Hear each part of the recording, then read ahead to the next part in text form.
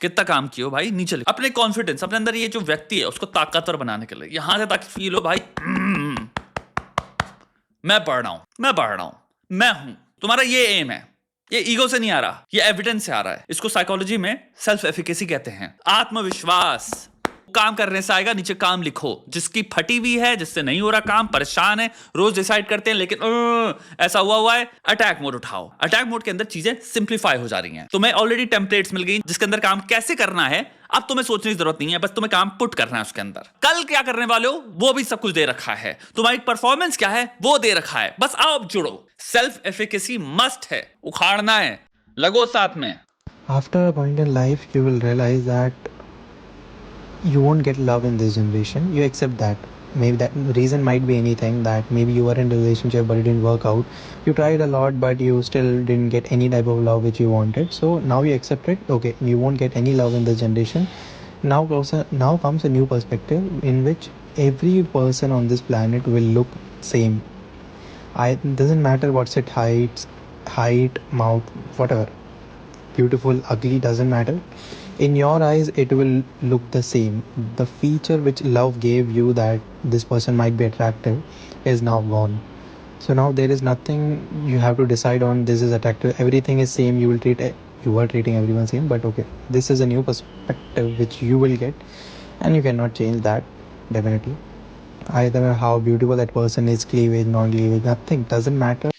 Okay आपका जीवन को साइकोलॉजी में एक पर्सपेक्टिव होता है कि हम ऑटोबायोग्राफिकल जीवन जीते हैं, हम अपनी बायोग्राफी खुद लिख रहे हैं, हम नैरेटिव क्रिएटिंग बीइंग्स हैं। ताकतवर इंसान जो भी अगर इसी जगह बैठा होगा वो बहुत डिफरेंट नैरेटिव लिखेगा। खराब एक्सपीरियंसेस होंगे, कहेगा ठीक है। प्रैक्टिकल अप्रोच वाला प्लस ताकतवर इंसान हो सकता है कहेगा कि ठीक है क्या गलत हुआ, किन चीजों को इंप्रूव करना है, किन चीजों की वजह से मुझे रिजेक्शन रेट मिल रहे हैं, वो एरर रेट स्टडी करेगा, वो देखेगा फेलियर पॉइंट्स क्या हैं, किन पॉइंट्स अगर मैं इंप्रूव करूं तो मैं इसको चेंज कर सकता हूं। प्रैक्टिकल व्यक्ति हो सकता है इस तरह से देखेगा।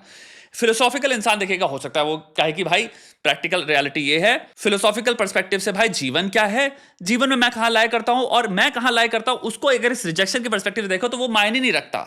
डिफरेंट इंसान की डिफरेंट जो इंक्लिनेशंस हैं, डिफरेंट स्वर हैं, डिफरेंट ध्वनि है, उस हिसाब से इंसान के परसेप्शन बदलते हैं। उस हिसाब से ऑटोबायोग्राफिकल रियलिटी इसलिए हर इंसान के जीवन में अलग होती है। यहां पे इंसान रिजेक्शन से जो उसने धुन चुनी है वो है मुझे नहीं मिलने वाला, इसलिए मैं एक ऑब्जेक्टिव ट्रूथ लिखने वाला हूं जनरलाइज करके कि इस जनरेशन में प्यार ही नहीं मिलने वाला। बिलियन लोगों को मैं बताने वाला हूं ये होने वाला उनके साथ, क्योंकि मुझे चोट लगी है, मुझे दर्द हुआ है। ये एक बहुत डेंजरस लेवल पे तुम ये कह सकते हो सब्जेक्टिवली एक डिफीटिस्ट एटीट्यूड है। अब इसको हम साइकोलॉजी के पर्सपेक्टिव से देखेंगे। ये सिम्टोमैटिक है डिप्रेशन का। ये जो बोल रहा है ये टेक्स्ट बुक डिप्रेसिव मार्कर्स में आएगा। जिस पथ पे इंसान चल रहा है वो आने वाले जीवन में हो सकता है उसको बहुत स्ट्रॉन्ग डिप्रेशन होगा। जो अपनी रियलिटी लिख रहा है वो है कुल मिला के मुझे नहीं मिलने वाला, मैं डिजर्व नहीं करता, मुझसे नहीं होगा।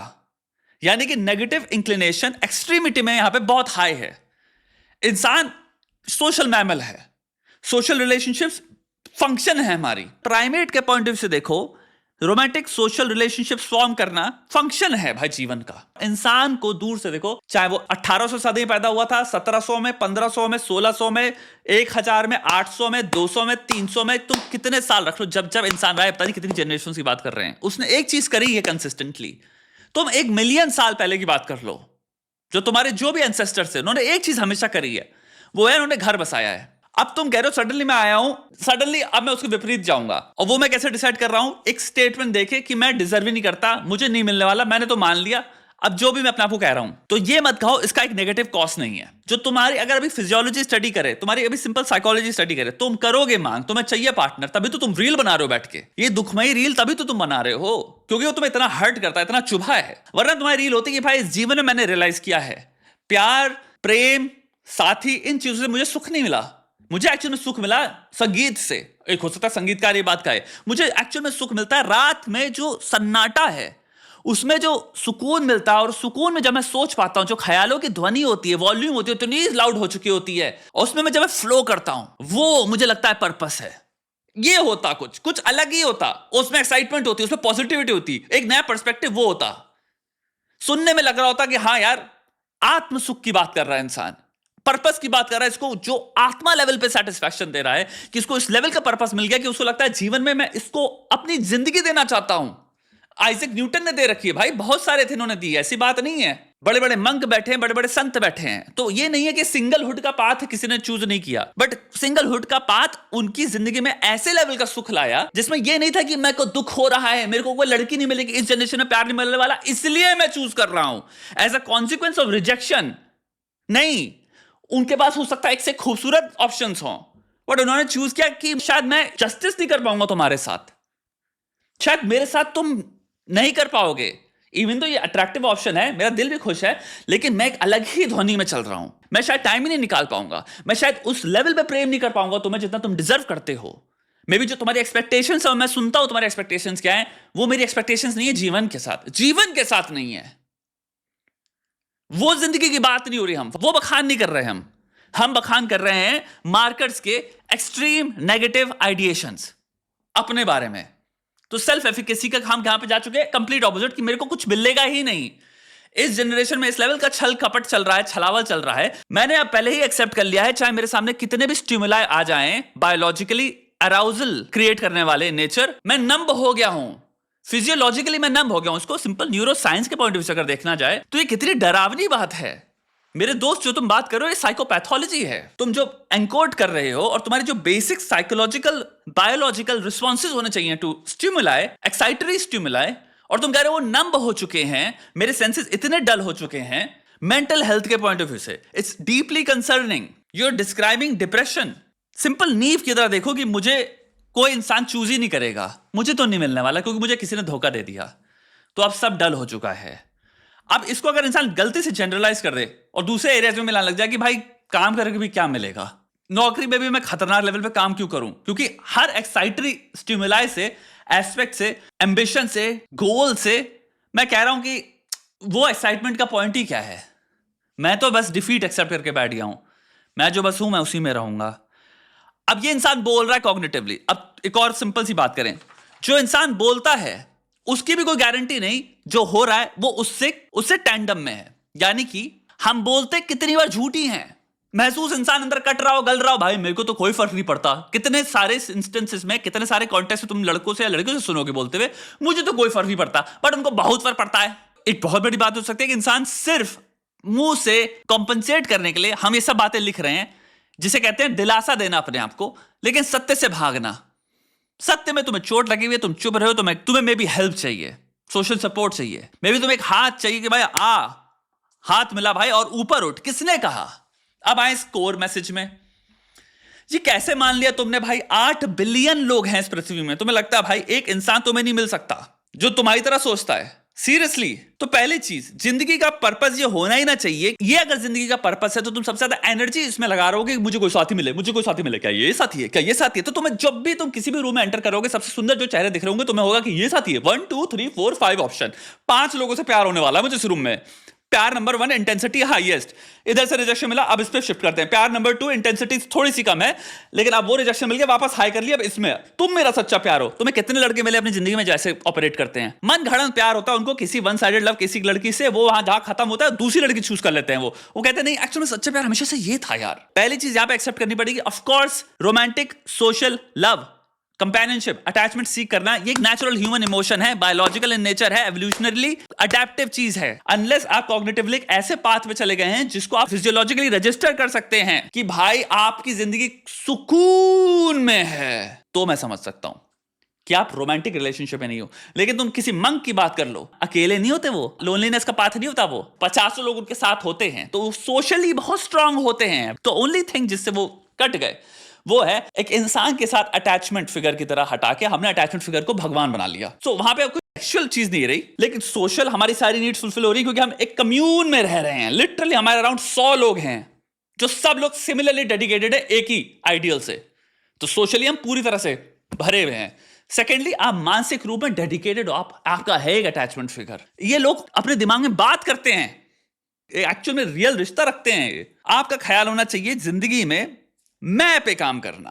पहला है सेल्फ कॉन्सेप्ट। मेरा सेल्फ कॉन्सेप्ट क्या है? सिंपल सी बात अपने आप से पूछो, मेरा सेल्फ कॉन्सेप्ट क्या है? ये नेगेटिव मार्कर्स हैं, मेरे से नहीं होगा, मैं तो इस रूम में कुछ इंप्रेस कर ही नहीं पाऊंगा, ये इंसान मुझे रिजेक्ट ही करेगा, यहां से मुझे हमेशा रिजेक्शन ही मिलेगा, वहां पे जाऊंगा तो शर्म ही होगी मेरी। क्या ये हैं जो मैं बातें बोल रहा हूं? इनको कहते हैं सोशल एक्सपेक्टेंसीज। सोशल एक्सपेक्टेंसी जो नेगेटिव इन नेचर होते हैं, ये मार्कर्स हैं डिप्रेशन के, क्योंकि ये मैल अडेप्टिव हैं। आप अपने दिमाग में जिस तरह का व्यक्ति अपने आप को देखते हो कि भाई ये इंसान डिजर्व ही नहीं करता, रिजेक्ट होगा, इसका तो कुछ नहीं होने वाला, दूसरे से ज्यादा बेहतर है, इसको चुप रहना चाहिए, इसको कुछ नहीं बोलना चाहिए, तो एक बात बताओ, वो इंसान कितनी अपॉर्चुनिटीज लेगा अपनी लाइफ बेहतर करने के, बढ़िया रिश्ते चुनने के, चांसेस लेने के, नए नए लोगों से मिलने के। अगर कहीं रिजेक्ट हो जाता है तो कहेगा ठीक है कुछ नहीं होता, मैं और लोगों से देखूंगा। भाई मैंने कब कहा कि भाई मुझे जो पहला इंसान मिलेगा वही होगा मेरा प्यार करने वाला, हो सकता है 27वां हो, मैं गिव अप नहीं करने वाला। ये इंसान क्या करने वाला जो नेगेटिव में करने वाला है, उसका पहला रिजेक्शन मिला, वो कहेगा कंफर्म हो गया मेरा रिजेक्शन, वो और घुस गया एक ही जगह पे। तुमने अपने आप को कमरे में लॉक कर दिया। मे बी चौथा इंसान था जो तुम्हारी जिंदगी में तुम्हें मिलता, बट मे बी मेरी जहां दिमाग में जा रहा है वो एक बहुत ही फैंटेसी बेस्ड रियलिटी है, और एक इतनी सुंदर है यार, इससे यार वो उधर से रिजेक्शन मिल गया हम तो घुस गए, इधर घुस गए। दूसरा पर्सपेक्टिव क्या है, मैं अपने सेल्फ कॉन्सेप्ट पे काम करूंगा, यानी कि भाई मैं क्या हूं, मुझे लगता है भाई मेरे अंदर ये कमियां हैं, ऑब्जेक्टिवली मैं देख रहा हूं, मुझे खिलाड़ी बनना है, मुझे फाड़ के हाथ में रख देना है, मैं एक म्यूटेटिंग बीइंग हूं, मेरी कोई परमानेंट आइडेंटिटी नहीं है, तो मैं को कहूंगा ही नहीं कि मैं ये है, मैं कुछ भी बन सकता है। मैं को आइडेंटिटी को एन नंबर पे डालो, यानी कि एन वैल्यूड दो उसकी, कोई उसको सर्टेन वैल्यू मत दे दो कि ये तो यही है, कुछ नहीं है। भाषा में अगर प्रॉब्लम्स है बदल देंगे भाई, नई भाषा आती सीख लेंगे भाई, बॉडी में प्रॉब्लम है बना लेंगे भाई, ग्रूमिंग में प्रॉब्लम है कर लेंगे भाई, इंप्रेस नहीं कर पाते, चारों चीजें अभी जो बोली वो जब हो जाएंगी इंप्रेस करने लग जाओगे। पैसे की कमी है भाई, कमाना ही कमाना है, किसी और के लिए नहीं कमाना। लोग कहते हैं भाई मैं दूसरे के लिए पैसा क्यों कमाऊं, अपने लिए पैसा कमाओ बे।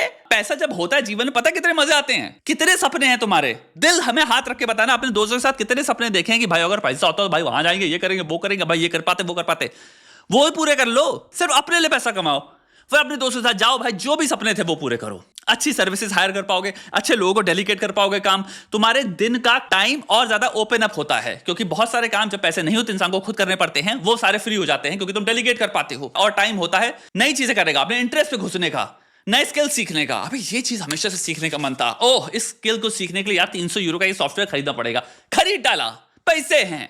हम रह रहे हैं मटेरियल दुनिया में, प्रैक्टिकल रियलिटी इसलिए बहुत इंपॉर्टेंट चीज है। वापस आओ, इसलिए काम किस चीज पे कर रहे हैं, सेल्फ कॉन्सेप्ट पे। सेल्फ कॉन्सेप्ट में ये डिफीटिस्ट अप्रोच हटाओ, इसको रिप्लेस करो। अगर ऑप्टिमिस्टिक अप्रोच नहीं आती तो कहो मैं कुछ नहीं हूं भाई, मैं अभी कुछ नहीं हूं, ना मैं नेगेटिव जजमेंट दूंगा इतने स्ट्रॉन्ग, ना मैं पॉजिटिव जजमेंट दूंगा। पॉजिटिव दे रहे हो तो भैया बल्ले बल्ले, बट अगर नेगेटिविटी के समुद्र में तुम्हें भाई बहुत मन करता है डाइव करके तैरने का, तो ये कर लो भाई। अब ये फाइनल डाइव थी, वापस अपनी नाव पे, और नाव को भाई वापस लाओ तट पे, उतरो, कहो बाय बाय नेगेटिविटी। हम आ रहे ऐसे स्थान पे जिसको हम कहेंगे हमें नहीं पता। अब हम प्रैक्टिकल बीइंग हैं, टोटल प्रैक्टिकल बीइंग बेसिकली कहता है the possibility exist, this is how you should operate, the possibility exist. Because तुम्हारे सामने टाइम आफ्टर टाइम अलग अलग लोगों ने ऐसी इंपॉसिबल चीजें करी हुई हैं जो तुम्हें क्लियरली एविडेंस देती हैं कि पॉसिबिलिटी तो किसी भी चीज की एग्जिस्ट करती है। कोई इंसान एक कंपनी खड़ा करता है, फिर उसको दूसरी, उसके बाद तीसरी, फिर उसके बाद चौथी, फिर एक ऐसी कंपनी खड़ी कर देता है जो लिटरली नासा जैसी गवर्नमेंट की सबसे बड़ी कंपनी दुनिया की, वो उस पर रिलाई कर रही है। Possibilities exist. 8 बिलियन लोग कैसे ऑपरेट कर रहे हैं, मैं तुम्हें एक इंसान की अगर कॉम्प्लेक्सिटी भी बताने लग जाऊं, पूरे एक इंसान को समझने के लिए मोलिकुलर साइकाइट्री तक सब्जेक्ट चल रहे हैं, जिसमें मोलिकुलर लेवल पे स्टडी कर रहे हैं ब्रेन की जो ऑपरेशंस होते हैं उनको, कि बिहेवियर को जो चीजें हो रही हैं उनको मोलिकुलर लेवल पे स्टडी हो रही है। तुम्हें लगता है कि साइकोलॉजी हलवा पूड़ी है क्या? तुम्हारा ब्रेन की बात हो रही है। ह्यूमन ब्रेन बहुत कॉम्प्लेक्स है, न्यूरोलॉजी अलग है, न्यूरोसाइंस अलग है, मोलिकुलर साइकाइट्री अलग है, साइकाइट्री अलग है, फार्माकोलॉजी अलग है, फिर साइकोलॉजी अलग है, अब सब में ओवरलैप है, जेनेटिक्स अलग आ गया। अब इन सब्जेक्टों के अंदर बाय द वे और सब्जेक्ट्स हैं, साइकोलॉजी के अंदर 25 सब्जेक्ट्स और हैं। बच्चों का अलग होता है, इस एज का अलग होता है, उस एज का अलग होता है, इधर साइकोपैथोलॉजी का पूरे अलग दुनिया खुल गई। तुम बात कर रहे हो 8 बिलियन लोगों की ब्रेन्स की, और तुम कह रहे हो मेरे को पता है इस जनरेशन में नहीं मिलने वाला। अब बताओ किसी मूर्ख वाली बात लगी ना? अबे तुम पहले से क्यों डिसाइड कर रहे हो? आई डोंट नो पे खेलो, तुम्हारा सैंपल साइज अभी कुछ नहीं है बे। मे बी ज्योग्राफी में प्रॉब्लम है, मे बी तुम्हारे खुद के में प्रॉब्लम है। और एक और सबसे भयंकर पर्सपेक्टिव देखता हूं, देखो खेलने के लिए चल क्या रहे हैं स्टैंडर्ड्स। किसने कहा तुम स्टैंडर्ड्स की ऐसी तैसी नहीं कर सकते? अगर 5 सेकंड अपना फोन साइड में फेंक दो, अगर तुम डिसाइड कर लो भाई मैं इस गेम में आया हूं, योद्धा हूं, मैं जितने एनिमे कैरेक्टर जो एनिमे देखता हूं मैं उनमें से एक हूं, मैं खुद में ही एक एनिमे कैरेक्टर हूं रियल लाइफ में, लेकिन भाई खेलने वाले हैं, और उसके लिए दिमाग डेंजरस करना पड़ेगा, इंफॉर्मेशन पढ़ना, यस पढ़ाई करनी पड़ेगी। असली हार्डवर्क है 8 घंटा बैठ के एक जगह पे फोकस करना, चाहे वो इन्वेस्टिंग हो, चाहे वो लैंग्वेज हो, जो भी तुम्हारी कला है, जो भी तुम्हारी चोजन फील्ड है, तुम्हें 8 घंटे डेली बैठना पड़ेगा। ये है दैट्स इट। तुम्हारे फिटनेस के जो भी सबसे बढ़िया इस वक्त आ गए हैं, जेफ निपर्ट से लेके माइक, डॉक्टर माइक, ये जितने भी आ चुके हैं, साइंटिस्ट ने रिप्लेस कर दिया बॉडी बिल्डर्स को। 3, 4, 5, 6 साल पहले यूट्यूब पे क्या था, कौन बैठे थे? सारे बैठ के तुम्हारे जो आधे ज्यादा वही थे जो स्टेरॉइड्स ठोके जिम में बता रहे थे हम तो नेचुरल हैं, और एक्सरसाइजेस बता रहे थे कि तुम भी हमारे ऐसे बन जाओगे, हमारा कोर्स खरीद लो। एनी डे जिस इंसान ने 8 घंटे पढ़ा है, जब वो आएगा मार्केट में वो परखच्चे उड़ा देगा, कंपटीशन के परखच्चे उड़ा देगा वो, क्योंकि वो उस लेवल की पढ़ाई लेके आ रहा है, क्योंकि 8 घंटे उसने 7 साल से पढ़ाई करी है डेली। कहां लड़ लोगे उससे? उसके अटैक 80 पर्सपेक्टिव से होंगे। अब इसको अपने पे अप्लाई करो। तुम्हें ऐसा इंसान बनना है जब तुम मार्केट में उतरो, जो भी तुम्हारी फील्ड है, तुम्हारे अटैक 80 लेवल पे होने चाहिए, जो एक्सिस्टिंग कंपटीशन है उससे, और वो पढ़ाई से होता है। तो वर्कआउट तुम्हें करना है ताकि तुम्हारा हार्ट, तुम्हारी कॉग्निटिव एबिलिटी जबरदस्त लेवल पे हो। वो क्योंकि एक्चुअली में तुम्हारी बेहतरी करती हैं स्किल लेवल में ही, स्किल बिल्डिंग में ही, नॉलेज बिल्डिंग में ही। तुम्हें अट्रैक्टिव बनना है। क्यों? क्योंकि भाई आंखों को अच्छा नहीं लगता अनअट्रैक्टिव देखना।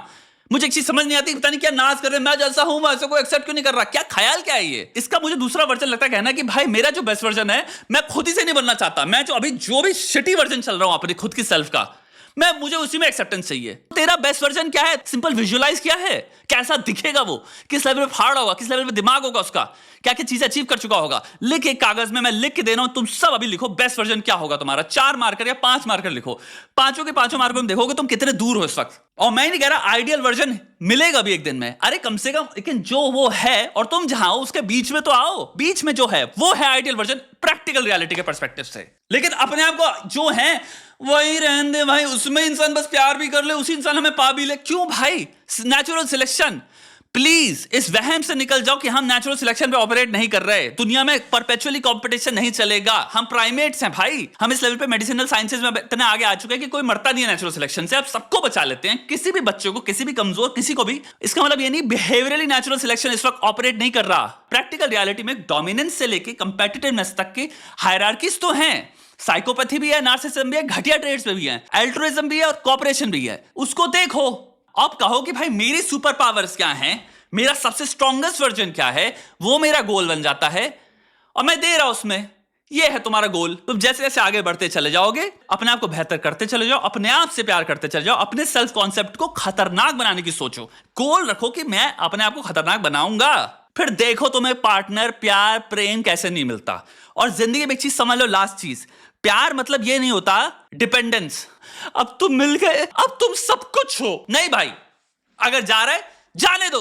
रिलेशनशिप टूटती भी हैं, जाने दो, जाने दो। जिंदगी में 8 बिलियन लोग हैं। आज जो गया है 40 साल से, 10 साल से, 4 साल बाद जिस इंसान के साथ हो गए, पलट के उस इंसान की याद भी नहीं आ रही होगी। लेकिन अभी उसको पकड़ के बैठ के चले जाओ कि मैं तो उसके कॉन्सेप्ट से शादी करके बैठ गया हूं। तो 40 साल बैठे हैं बाहर, कोशिश ही नहीं करी, अपने आप को छोड़ ही दिया, कंप्लीटली अबैंडन करके बैठे हैं। फिर कह रहे हैं कि अब इस जनरेशन में तो, हाँ गाली बकलो जनरेशन को। तुम देखो भाई, हर जनरेशन में, हर टाइम पे psychopathy, narcissist, sensation seeking, risk seeking, impulsivity, ये जितनी बातें हम बातें कर रहे हैं, ये हमेशा से रही हैं। हो सकता है इस वक्त थोड़ी सी एग्जैजरेट हो गई हो, ठीक है, ये हमेशा थी भाई, हमारे टाइम में भी थी। हम बहुत हद तक एक सैंपल साइज में भी बायस में हैं, क्योंकि हम नोटिस कर रहे हैं उन बहुत ही हाइपर अट्रैक्टिव, हाइपर यंग लड़कियों को लेके जो कि ऐसी चॉइसेस मेक कर रही है, और फिर जनरलाइज कर रहे हैं सारी लड़कियों के बारे में। तुम्हारे को जो चाहिए तुम बस उस पर फोकस करो। जब मुझे चाहिए ही नहीं वो, तो उसको देख के गुस्सा क्यों हो रहा हूं मैं? मुझे आज तक ये समझ नहीं आता। मैं रोज इतने ज्यादा लोगों से मिलता हूं, क्योंकि भाई बढ़िया काम कर रहा हूं, जिससे चाहूं उससे मिल सकता हूं। मुझे हर तरह के लोग मिलते हैं दुनिया में, हर तरह के। असली ह्यूमैनिटी उसमें दिखती है जब तुम असली में लोगों से मिलते हो। रियलिटी बहुत अलग है भाई इंटरनेट पे। मैं कितने लोगों से मिलता हूं जिनकी सोशल मीडिया प्रोफाइल ही नहीं है, और इतने सुंदर है इसकी हद नहीं है। कितने लोग ऐसे मिलते हैं, अनयूजुअल लोग हैं भाई। किसी को लगता है भाई टॉक्सिक है सोशल मीडिया, हम बैठते ही नहीं है सोशल मीडिया पे। कितने लोग हैं भाई क्लोज प्रोफाइल से, आधे ज्यादा लोग तो क्लोज प्रोफाइल्स होती हैं, नहीं दिखानी उनको अपनी तस्वीरें। एक से एक पर्सनालिटी, एक से एक अजूबे लोग हैं इस दुनिया में बे। लेकिन तुम्हें पॉसिबिलिटी खोलनी है। It is possible. मैं अभी कहां पे हूं? अपने पे फोकस कर रहा हूं। आई डोंट नो पे आओ और सिर्फ सेल्फ पे फोकस करो। अभी लड़कियों पे फोकस ही मत करो मेरे दोस्त। अगर लड़कियों के बारे में सोच के तुमको डुबकी लगानी पड़ती है नेगेटिविटी के समुद्र में, तो पहले अपने पे आओ, अपने पे काम करना शुरू करो, सिर्फ अपने पे। जब वो इनसिक्योरिटी एविडेंस के बेसिस पे खत्म हो चुकी होगी, कि तुम इतने अपने आप को ऐसे देख रहे होगे कि भाई मुझे पता है मैंने क्या क्या कर लिया है, और जब मैं शीशे में देखता हूं तो मुझे दिखता है मैंने फिजिकली क्या क्या अचीव किया है, ये हूं मैं, तब तुम्हारा कॉन्फिडेंस लेवल आएगा 3000 माइल्स या किलोमीटर तुम दूर आ चुके हो नेगेटिविटी के, ऑटोमेटिकली सेल्फ वर्क की वजह से। बाकी क्रिटिकल थिंकिंग भाई हम तुम्हें सिखा ही रहे हैं, काम करो। तब आके अटैक मोड उठाओ, छुड़ो, फाड़ो।